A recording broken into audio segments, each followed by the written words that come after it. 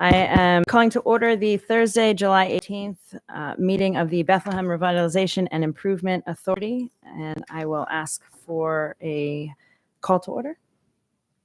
Ms. Taggart, present.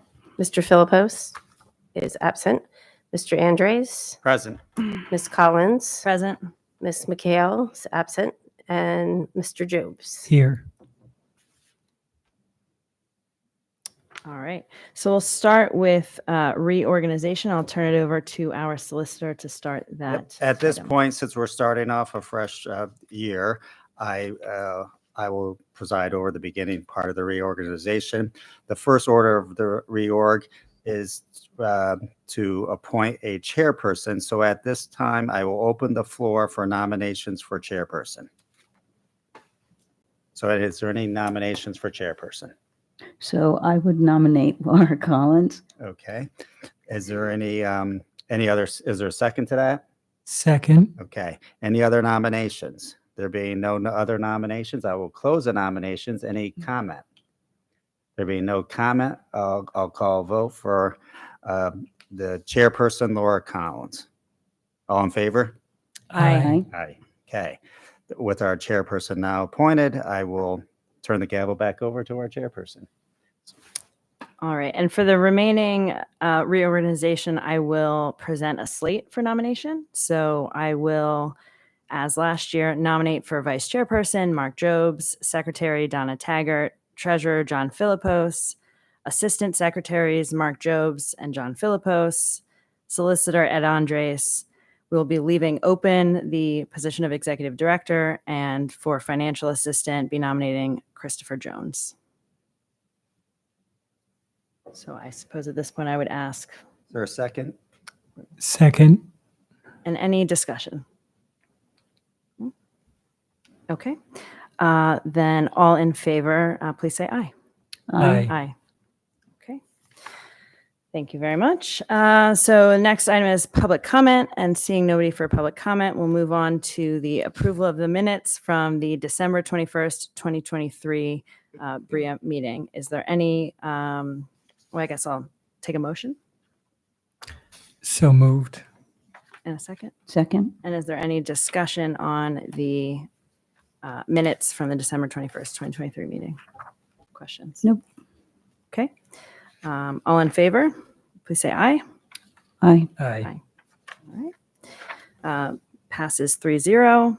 We'll move on then to the treasurer's report. And in the absence of Mr. Philippos, we've asked Chris Jones, the financial assistant, to go over the treasurer's report tonight. So if you would turn to the profit and loss statement, I think it's the second of the two pages you got. Let's start with that. We'll start with the P&L statement. You can see there that we have about an $11,000 surplus resulting from interest earnings of a little over $17,000. And that's just through the first 6 months. You can see that compares to all the interest earnings that we earned last year, which is a good thing. And the only expenses we've had to speak of so far this year was the audit fee, which was about $6,300. You can see the biggest change, obviously, is the grant that we get every November 1st, which shows up in last year's figures, but of course, it won't be reflected here until the last quarter of the year. And that's it on this page. If you flip over back to the balance sheet,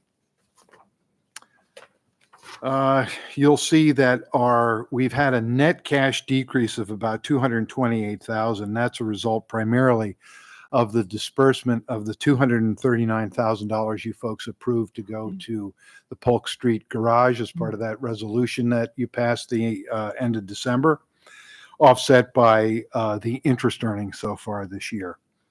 I'll direct your attention then up to the two checking accounts that we have. Account 102, the Fidelity Clearing account, that's the account that we have for the large cash influx we had from the state in November. And the bulk of that is transferred out before the end of the year for the project expenses that we work on in November and December. We decide which projects get how much money. The only amount that should be left in that account would be about 127,000 that we have left available from last year's 5% admin fee that can still be used for any remaining 2023 expenses or 2024 administrative expenses. So that money is available. Now, the reason there's 156,000 in the account is that we've accumulated interest of about 14,000 that has to be transferred over to account 101. And we also have to pay back the primary checking account for expenses that have been drafted or drawn out of that account that were eligible for reimbursement from the state funds. So I'm working on a $30,000 cash transfer right now. Very similar, Donna. You'll remember I've done those periodically in the past. Ask for you and John at the time. You were the only two authorized signers on the accounts. And then I'll give you all the details. You can ask me any questions, and then we'll just transfer the cash from one account to the other.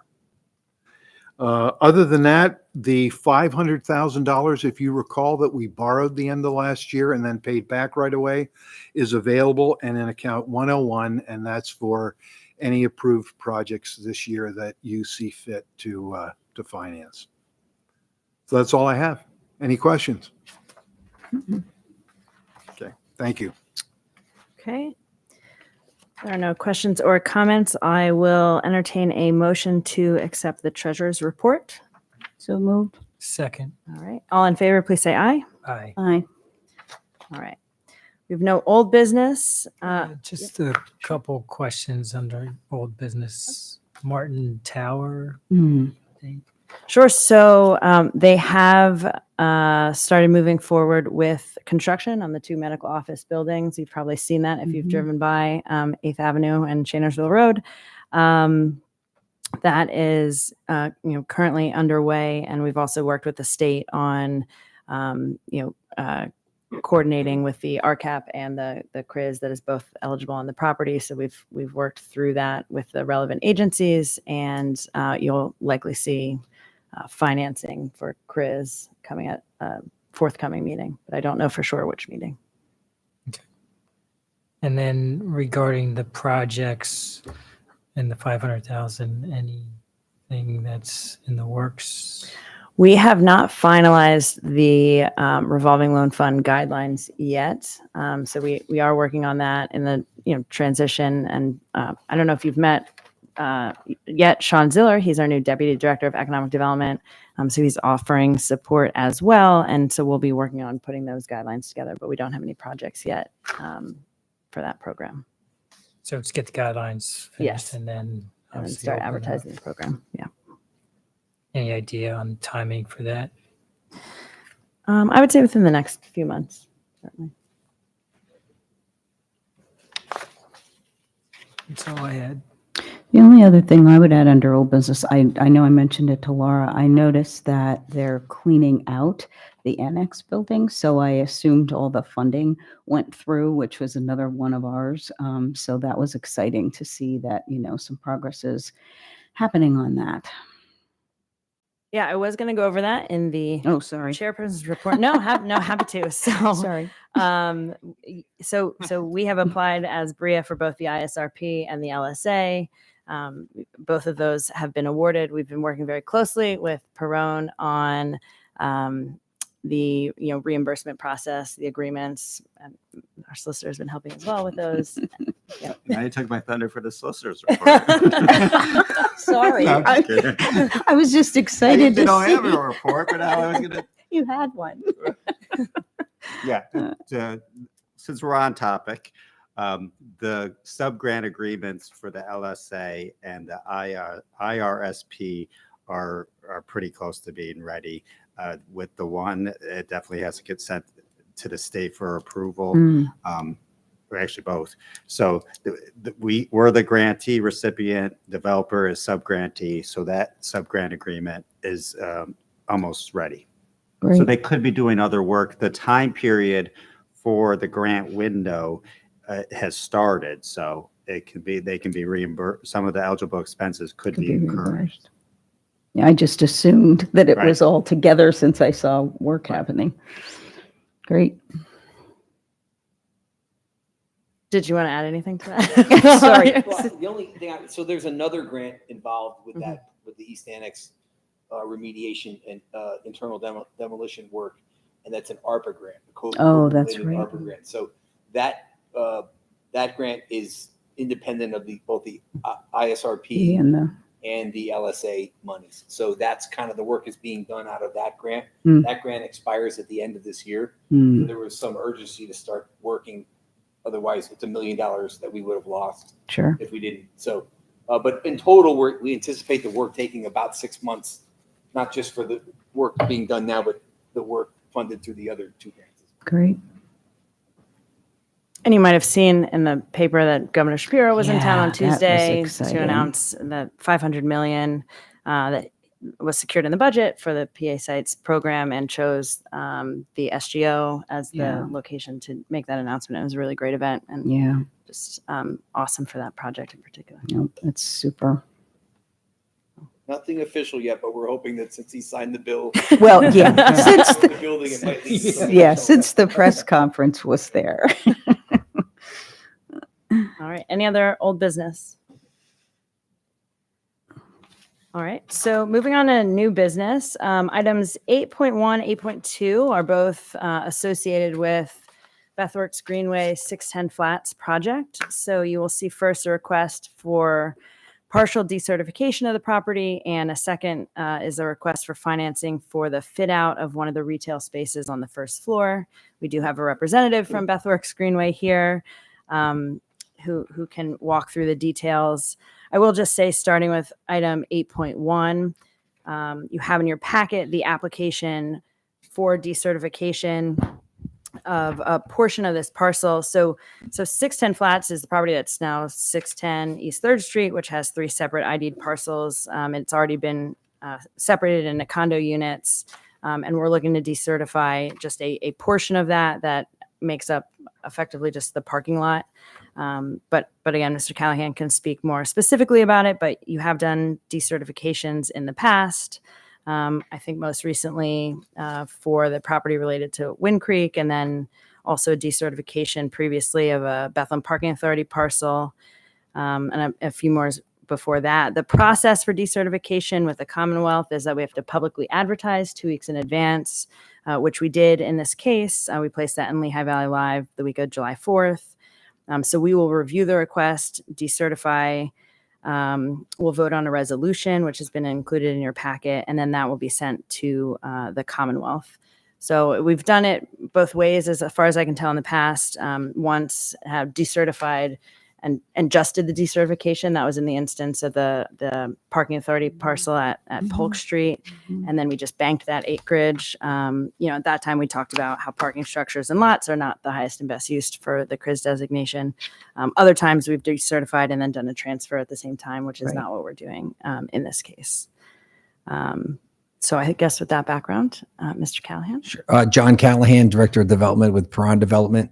Appreciate the opportunity to appear before the board.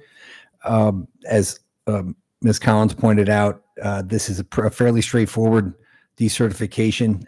If you see the memo from Attorney Tipton dated August 31st of 2022 to Ms. Carner. So this is the sort of non-building portion of the 610 Flats property. So essentially the common area and the parking lot area.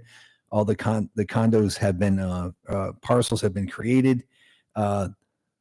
We've got Unit 1, which is approximately a 0.5139 acre parcel.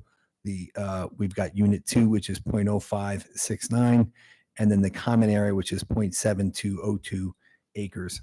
So we are asking that Unit 2 and the common area be decertified. That would free up a total of 0.7771 acres through that decertification process, allowing that acreage then to be used for another project, which would, lead to future increment generation down the road. So it's all the proper certifications are there.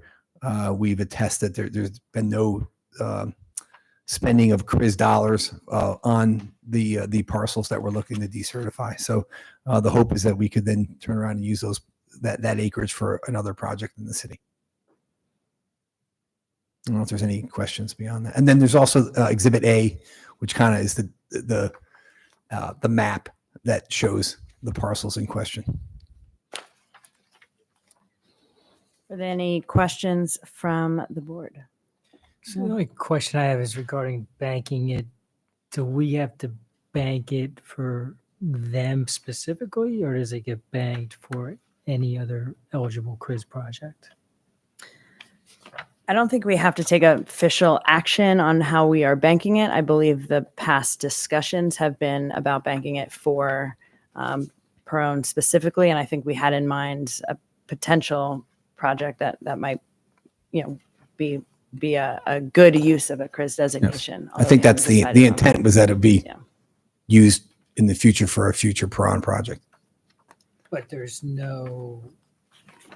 we're not obligated to do that for whatever reason within this transaction. Is that, I don't believe you're obligated, but I think there's an understanding because they wouldn't be asking for it to be taken if they have the benefit of this property. Otherwise, there'd be no, Otherwise, there'd be no reason for them to decertify it. So it's not that it's otherwise disqualified. So they're saying, we're just trying to make an economically better use of it. So although we don't have a replacement tract yet, we at least want to proceed. We know that based on information for this property that we want to decertify. So if you weren't going to bank it for them, then they wouldn't be asking for it to be decertified. there's a lot of legal expenses and time required in creating the parcels to allow for the decertification to take place. Otherwise, we could just leave it there. mm-hmm. And you will have input on whatever gets recertified. So you're not out of that process. It's not that they get to pick wherever. I mean, you're part of that process. But it is with the expectation it attaches to this developer. But that would come back just like this as Correct. as a transfer and an You have to application get and this. transfer. You have to be get the reviewed by the board. when you unbank it, so to speak, to use that phrase, you have to get that approved as well, and you would participate in that process.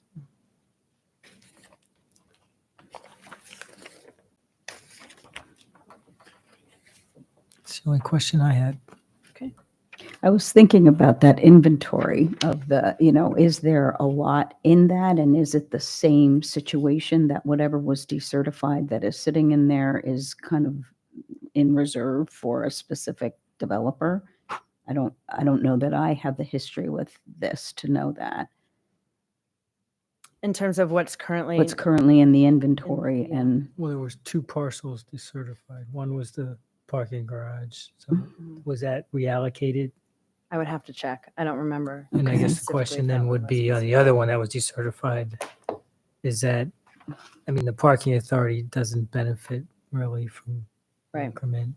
So I can see why they would certainly shift it. Yeah, my recollection just from reviewing minutes was when the parking authority decertified, that was an understanding that it wasn't going back to the parking authority, that it would be just you know, there just- for, just for the authority to make a decision on what a best use would be. I just don't remember specifically if that parcel ended up being recertified or not. and is that the only other one? That acreage. Just one, wasn't There's there another one? In 2020, you did Wind Creek, but so Oh, then you right. decertified, I believe, one of the ruins lots, but then you immediately transfer that to the hotel Hotel. expansion project. Oh, Wasn't some action taken several years ago for Majestic? Yes, and I believe those are still banked, but that's a situation where they're banked with the understanding that they are for majestic use. So this would not be precedent setting in any way. That's correct. That's a good recollection by Chris on that one. Yeah. That's another one that you decertified and banked, and you haven't reallocated that because you've kind of identified the developer for that. okay. Thank you.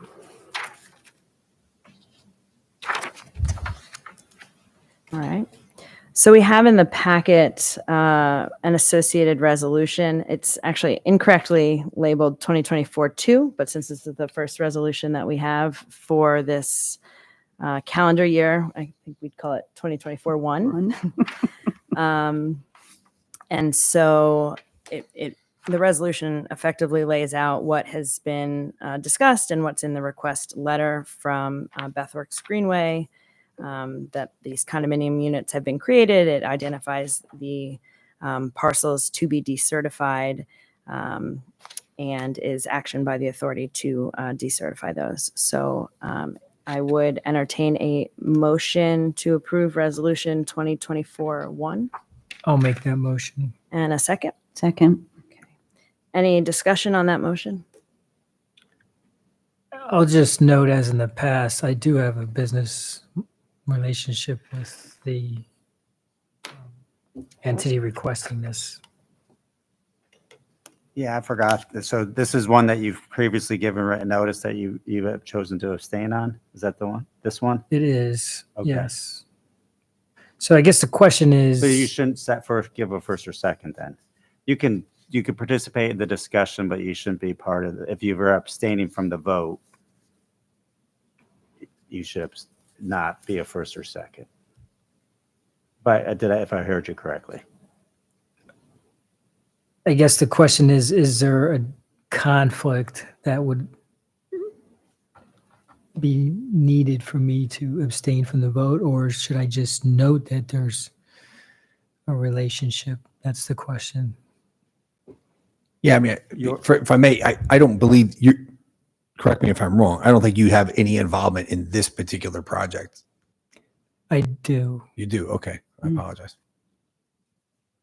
Well, two different things. Transparency is always best, so that's good that you disclose. And two is, it's always better to err on the side of caution with respect to abstention. So you have, although your presence here is necessary for a quorum, the board can still take action because a majority of the quorum can vote. So Okay. it's not, although you only have 3 members present and you're abstaining, you can All right. Well, since historically I've abstained, I would do the same in this case.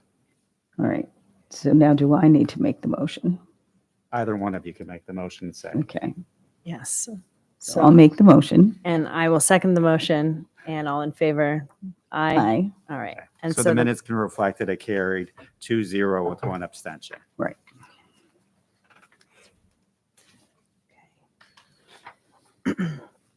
Okay. So then the next item we have is item 8.2. Same property, same project. The applicant submitted an application for financing, and that was forwarded to the board as part of the packet. So Bethworks is requesting financing for interior fit out of a street level retail spot in 610 Flats. And I'll just note that, in this instance, our understanding is there's no need for like a project qualification. This project was part of the 2013 application. So it's considered an approved project, which is why, we're just at the financing stage. So, Mr. Callahan? Thank you. So there's the memo from attorney Tipton requesting Chris financing and the application for 610 Flats building located at 602, 614 East 3rd Street. We are seeking Chris financing for debt service on a private loan for the interior fit out of the street level retail space at 610 Flats. It's at approximately a 2,100 square foot space. We're going to provide the loan for the interior fit out of the retail space to be leased and operated by the Wingstop franchise. They're going to perform the necessary interior fit out improvements with the $400,000. We anticipate total fit out expenses to be approximately $500,000. We're confident that based on the projected sales and the projected employee gross wages for the project, that there will be, a little over $80,000 of projected CRIS taxes or increment generated from year one, and would likely increase from there. So we're confident that the sales will cover the debt service. You see a layout, proposed layout of the 2,100 square feet is also attached. And it is anticipated that the, I'm looking at the job creation here.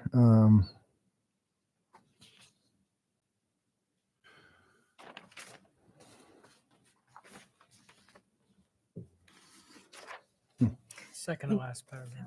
Second to last paragraph. There you go. Project will create approximately 30 temporary construction jobs and 25 restaurant related jobs within the city.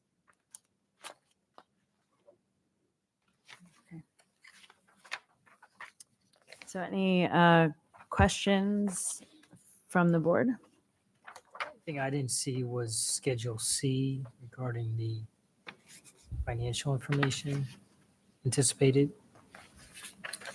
That's probably, that was not included. You could probably review that at the office though, because that's not part of the public packet because it's confidential. So if they made it part of the agenda packet, then it would be subject to right to know. So I believe the staff and the office has it.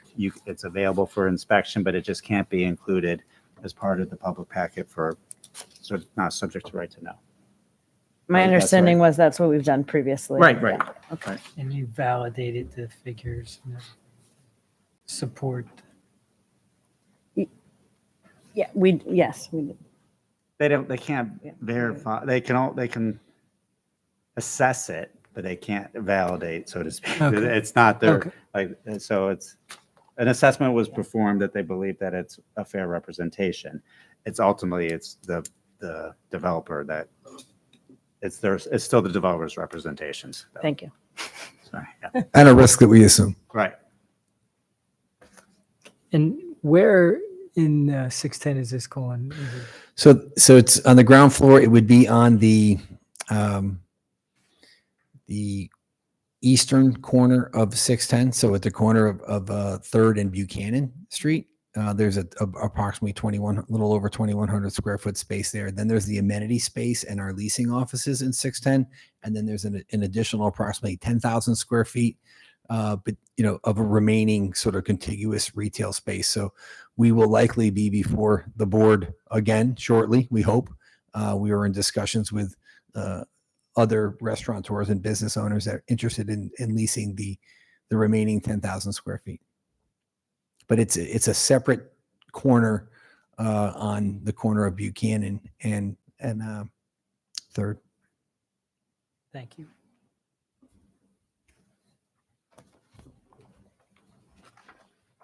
Did you have any questions? No, I'm good. So the resolution that was in the packet, resolution 2024-1 should now be renamed 2024-2. It's substantially, I prepared the resolution. It's substantially similar to previous resolutions, and essentially it's authorizing the officers of the authority to execute the loan documents necessary. There are essentially two now. It's a funding agreement. The percentage of the CRIZ is set forth in the resolution. I believe it was an 80% that was negotiated, and then a guarantee that essentially you're guaranteeing the portion of the CRIZ.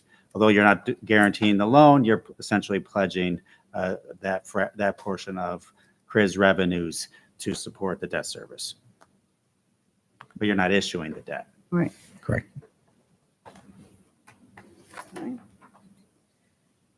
Well, if there are no other questions, then I will accept a motion to pass resolution 2024-2. Yes, that would be me. Okay. And I will second the motion. And I'll abstain. Okay. Okay. Any other discussion on the motion before we call the roll? Okay. So all in favor, please say aye. Aye. Aye. And none opposed. The motion carries 2-0 with 1 abstention. All right. Thank Just you, to Mr. say, Callahan. while I'm before the board, to say we appreciate the confidence that you continue to put into Perron.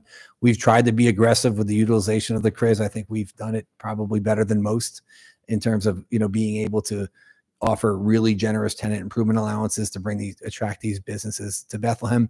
We've created quite a kind of restaurant row and dining destination. Southside brought a lot of vitality to what was once sort of vacant parking lots and with not a lot going on. So I think the program's worked well. We've tried to be good stewards of the CRIZ dollars in bringing, good, reputable, unique restaurants. I can tell you that the Mercantino is going along very well. I would, as an update, I anticipate that project being complete. That's what was once the Giacomo's, which they had to go through a little bit of a name change. But had a project meeting yesterday, and we were anticipating a completion of that project sometime in October. I think it's going to be a really great add to all of Bethlehem, but in particular South Bethlehem. So we appreciate the support, and we've created a lot of construction jobs through the dollars and the resources that we've worked together to provide. And there's easily 200 permanent jobs, between 610 and 510 already, and more as we continue to fit out. So I appreciate the support. Thank you, Mr. Callahan. Thank you. All right, so then we have item 8.3. I'm just going to turn that over to Chris Jones for the authorization of bank signatures. Yes, this is a little housekeeping problem that we have. Not major problem, but in the past, all four, actually 5 board members were authorized signers on the 2 accounts that we have. And unfortunately, we're down to 2 now because of all the turnover. So sometimes it's a little difficult getting John and Donna together to sign checks, especially if she's either in Amsterdam or Costa Rica. And I'm not going to It's stop hard. traveling to sign your checks, Chris. So I would like a motion, because what Fidelity Bank would need is new signature cards, which I have with me. But to back that up, I just need a motion from the board that would, and I can read something to you if it'll help, to authorize all 4 current board members to act as authorized signers on both Bria accounts with Fidelity Bank. Well So said. I would need that. I need that motion. I'll make that motion. I'll second that. All right, any discussion on the motion? Well, Mark, I guess my question is that a conflict for you? I don't think so, because it's dual signature, right? Yes. Signing on behalf of the authority as a signer, but not the only signer, and I don't have control over that account. So And you're not voting you're just executing anything that would have been yeah. previously approved. Okay. Right. I don't think it I is. just wanted to. Yeah, no, I thought about that for a second. Okay. So I have one more item, very similar. I'm going to call the roll on the motion. Oh, I'm sorry. Yep. So all in favor, please say aye. Aye. And none opposed, passes 3-0. Mr. Okay. Jones. So related to this is you've heard the discussion about the grants that are coming from the state LSA and ISRP programs. And the ISRP requires us to have a separate bank account.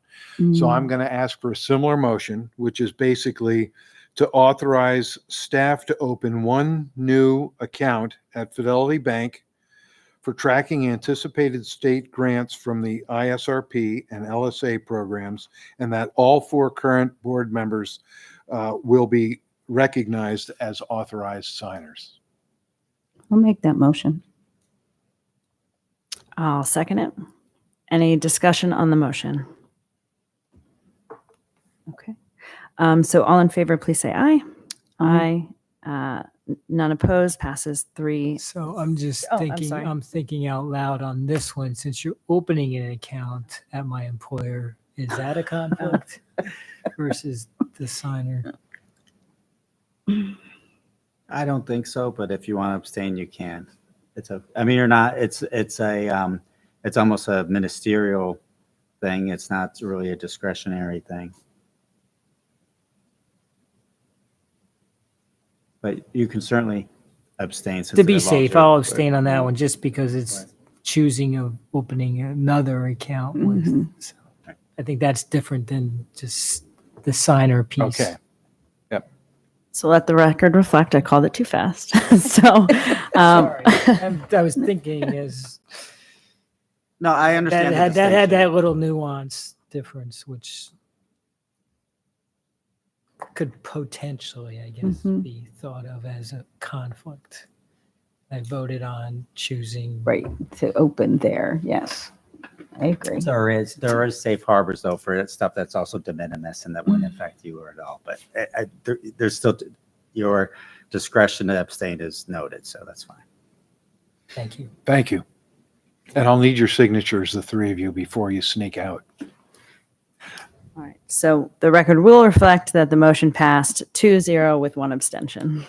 I don't know, Mark, you're causing a lot of problems today. Too many conflicts. If he wasn't here, none of this would Right? have gotten done. That's true, that's true. So we'll take his abstentions. Thank you. All right. So everybody's favorite time of the meeting, the solicitor's report. It'll still be short then. So as I briefly mentioned, the sub-grant documents we've had some back and forth, but I think they're substantially complete. You don't need to see it again because you've already authorized it. But with those signatures when they're in final form and then the work starting, then those grant dollars will start flowing. And it's also reimbursement stuff too. So Yeah. other than that, nothing. And chairperson's report, I was also going to talk about the SGO project, but I think we've covered that at this point. But yeah, in addition to the money that is running through Bria, as Mr. Callahan mentioned, there's also $1 million of ARPA money that's coming through the city. There's also some money going through Bedco. So there's a lot of different funding sources involved in the project, but we've been working very closely with them to coordinate all of that and help move the project forward, which we're really excited about. Yeah, no, it's exciting. It was exciting to see. I was just walking and I see the chute and all this stuff falling out. I'm like, oh, they're working. That's the governor was coming. Well, that's right. Look good, right? Look good to be working. All right. So that is all that I wanted to talk about there. Our next meeting date is August 1st, 2024. And I will accept a motion to adjourn. So moved. Second. All right. And this meeting is adjourned. Thanks. Do we have to fill this out? Why do we have this in here? I feel like I just did this.